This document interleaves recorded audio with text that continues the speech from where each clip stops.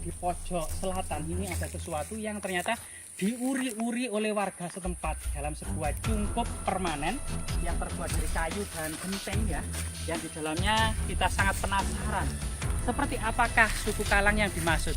Masyarakat lokal sendiri mengenalnya sebagai makam siapa, Pak Arus? Kalau masyarakat sini mengenal dia sebagai apa? Putung kandang. Oh, jadi punden. Ya punden putung kandang. Jadi kalau ada binatang apa buruan ke sini pasti hilang.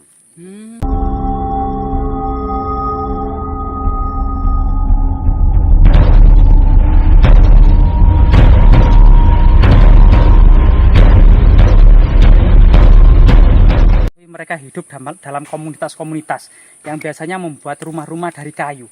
Kita cukup kemudian mendengar ada salah satu tinggalan dari mereka, selain kemudian ekstensi dari suku-suku Kalang ini. Jadi masyarakat di beberapa desa juga menyebutnya lain ya, nama-nama ini ya.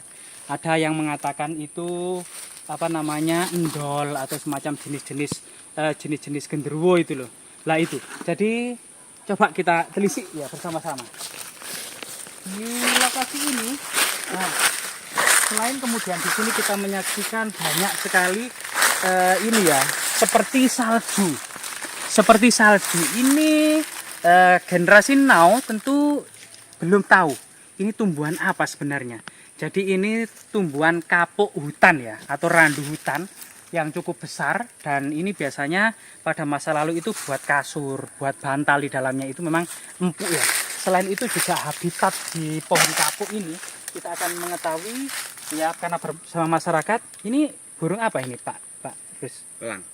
Oh, jadi habitat hutan ini adalah garuda atau burung elang ya, burung elang ya, burung elang banyak sekali ternyata.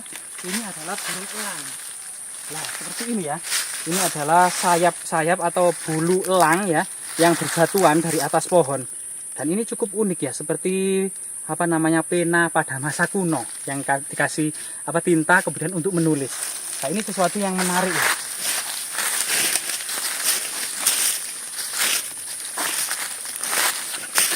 Misteri legenda suku Kalang dan makamnya itu memang sangat melegenda di tengah-tengah masyarakat ya.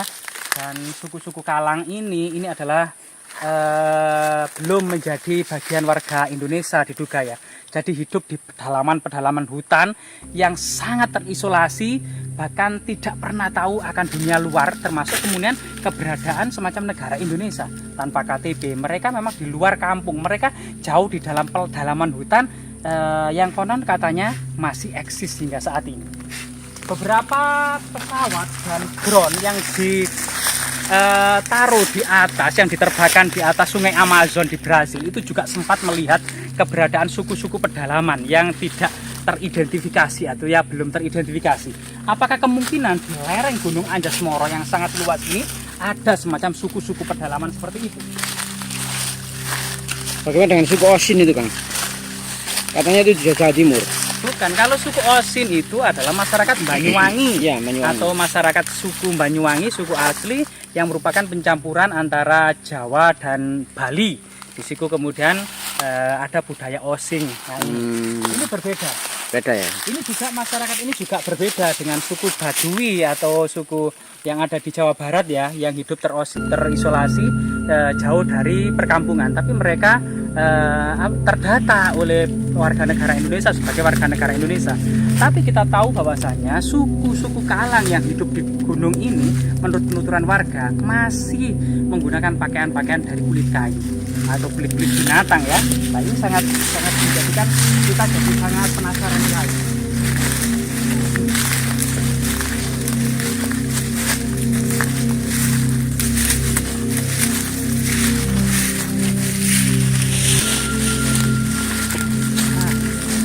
Beberapa jejaknya itu mungkin seperti ini ya, mungkin ada mereka mungkin menebang pohon secara ilegal, mungkin dari suku mereka atau dari orang kampung, kita juga sulit ya, karena memang ini jauh dari perkampungan, termasuk kemudian ya sepi juga. Pohon apa ini? Mungkin ini pohon Pak Ros, ini pohon apa Pak Ros ya? Mindi? Sopsis. Sopsis. Oh, pohon sopsis ya. Kemungkinan ini pohon-pohon yang ditanam oleh pengelola hutan, semacam perhutani atau tabura mungkin ya. Nah, ini ada pohon yang sangat misterius, yang sangat besar. Kemungkinan ini pohon durian raksasa ini Pak Reza. Iya. Dan di bawah pohon durian raksasa ini kita menemukan jejak-jejak persajian. Ada perdupaan. Lah, kita tidak sengaja berapa koin dan telur ayam kampung yang masih putih ini, dan beberapa jejak persajian atau takiran. Ya biasanya ini biasanya terbuat dari takir besar yang berisi takir-takir kecil. Namun di sini sudah agak modern ya, ada beberapa wadah yang terbuat dari plastik dan kertas yang di dalamnya masih takir-takir, ada bumbu-bumbuan, nasi, ada beberapa kemiri ya. Ini masalah ada koin, ada keluak di sini, dan ada telur ayam. Ini salah satu tradisi yang sangat kuno, masa prasejarah. Bahkan sebelum pengaruh kebudayaan Hindu-Buddha, masyarakat Jawa itu sudah senantiasa membuat semacam persajian-persajian seperti ini.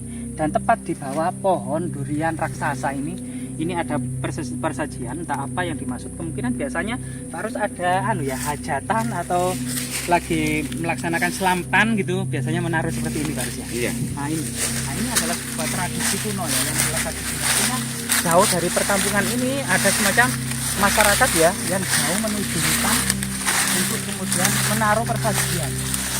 Ini luar biasa sekali ya.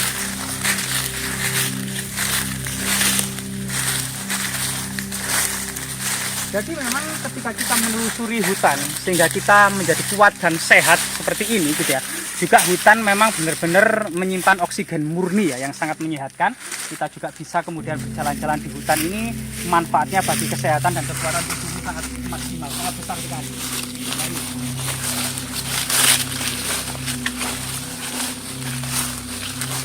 Nah, di area yang sangat misterius ini ya, sebuah tanah yang memang lokasinya ini ternyata melingkar. Jadi ini ada sebuah bentuk tanah yang sangat melingkar. Jadi seperti bentuk lingkaran-lingkaran itu ya. Crop cycle itu seperti bentukan alien itu. Cuman di pojok selatan ini ada sesuatu yang ternyata diuri-uri oleh warga setempat dalam sebuah cungkup permanen yang terbuat dari kayu dan genteng ya, yang di dalamnya kita sangat penasaran seperti apakah suku Kalang yang dimaksud. Masyarakat lokal sendiri mengenalnya sebagai makam siapa, Pak Rus? Kalau masyarakat ini mengenal dia sebagai petung kandang. Jadi, Punden. Ya punden, benar petung kandang. Jadi kalau ada binatang apa buruan ke sini pasti hilang. Seperti itu. Jadi di sini memang sangat angker dan sangat misterius, dan kita juga harus hati-hati apakah kita memberanikan diri, karena konon katanya menurut masyarakat yang lebih dekat dengan lokasi ini itu mitosnya adalah hewan yang datang ke lokasi ini langsung lenyap atau hilang. Dan ini mirip dengan segitiga Bermuda yang ada di Meksiko dan Amerika ya. Di situ pesawat, binatang atau burung-burung yang lewat di atasnya ini langsung hilang. Nah, ini sesuatu yang sangat misterius yang kemudian kearifan lokal yang patut kita hormati, dan kita juga mewaspadai akan hal-hal yang tidak diinginkan. Nah, ini ada batu yang menyerupai kepala alien. Jadi ternyata kita di lokasi ini ini ada batu yang mirip dengan tengkorak kristal di film Indiana Jones ya, Indiana Jones. Jadi ini persis tengkorak dengan dua buah mata. Dan ini sangat misterius ya, karena berwarna kuning keemasan. Jadi rahayu Mbak. Apakah kita boleh masuk ke area ini? Boleh ya. Jadi kita tetap hati-hati, berdoa sesuai dengan agamanya masing-masing, dan kita memang memasuki area yang sangat keramat tersebut ya. Rahayu.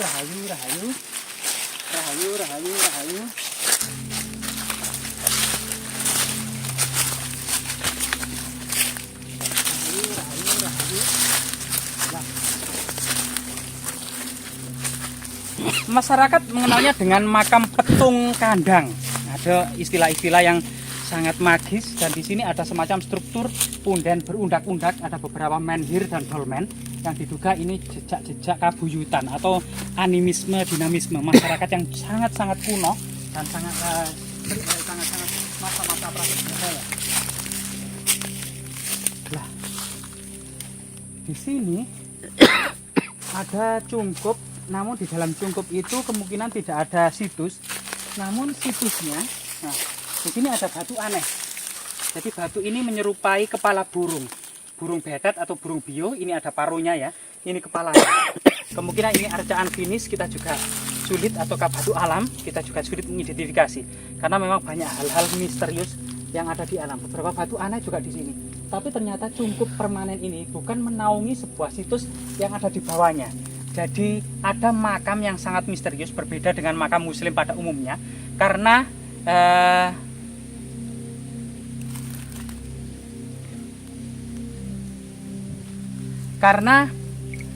posisi makam ini ternyata kita coba sowan ya, ini adalah salah satu bentuk makam prasejarah ya, makam prasejarah. Ini rahayu, Mbak, permisi Mbak, putunipun sowan. Lah, di sini kita akan mendapati sebuah jejak makam prasejarah. Jadi makam ini membujur dari arah timur ke barat, yang berbeda dengan pada umumnya makam muslim itu dari selatan ke utara. Jadi ini sesuatu yang sangat berhubungan dengan makam prasejarah ya, karena ada filosofi timur sebagai munculnya kehidupan dan barat sebagai berakhirnya kehidupan. Filosofinya adalah makam-makam kuno atau makam-makam prasejarah memang membujur dari timur ke barat. Semoga hal-hal seperti ini menjadi kajian dari para ahli semuanya tentang sebuah lokasi yang sangat misterius, tentang apa yang menyebabkan lokasi ini sangat misterius. Dan yang sangat misteri adalah gubuk ini juga, kita juga misterius, apa dan sebenarnya yang disembunyikan di bawah dari cungkup ini. Dan kita ketahui bersama, cungkup yang diduga penuh dengan misteri, hewan-hewan yang datang ke sini itu akan menghilang. Ini ada beberapa batu yang misterius di bawah ini. Nah, batu ini memang diduga semacam jejak vulkanologi pada masa purba. Nah, ada beberapa aneh termasuk batu ini.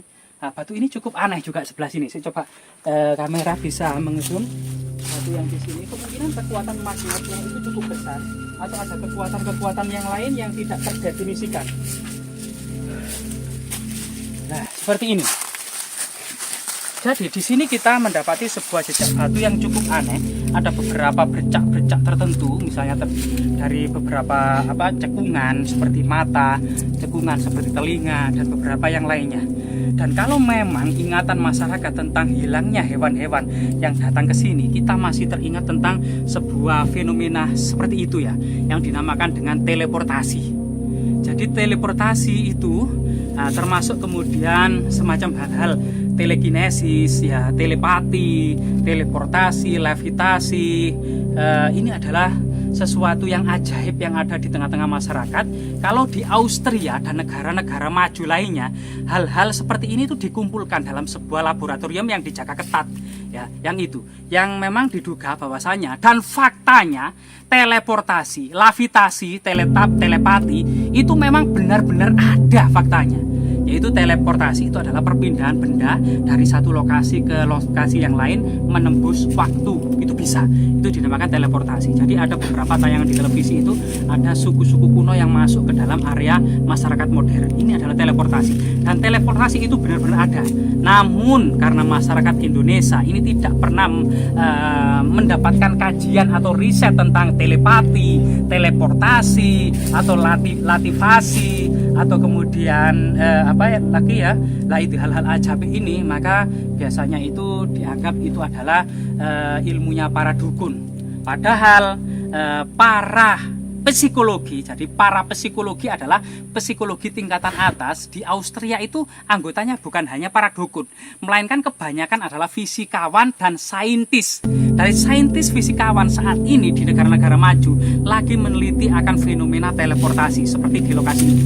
Semoga hal-hal ini tidak menjadikan kemudian fitnah atau prasangka buruk dari para netizen yang ada di Indonesia. Memang sangat awam dengan kajian teleportasi gitu ya. Namun jika kita berlapang dada, selalu positive thinking dan berbesar hati, kita akan mencoba menggali literasi di dunia modern, di negara-negara maju akan berbagai macam fenomena teleportasi, telepati, dan kemudian lavitasi ya, dan lain sebagainya itu. Semoga kemudian bermanfaat.